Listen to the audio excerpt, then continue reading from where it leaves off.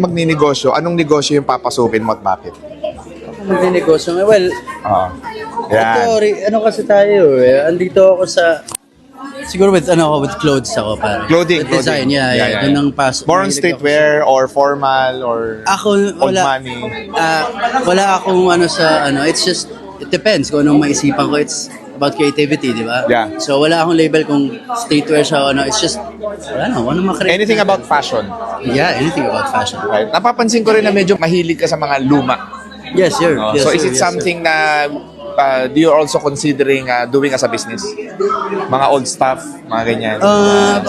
When you say all stuff, yeah, pwede naman. Pwede rin, Kagaya diba? pag, ito, sabi ko, ang ganda ng suit mo, bakit di tayo gumawa ng Suit.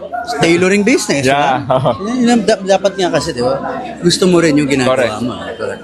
So yan pala, kung magnenegosyo, si Daniel, ang gusto niya is Clothing, fashion. tailoring, whatever. Kung ikaw may magninegosyo, anong negosyo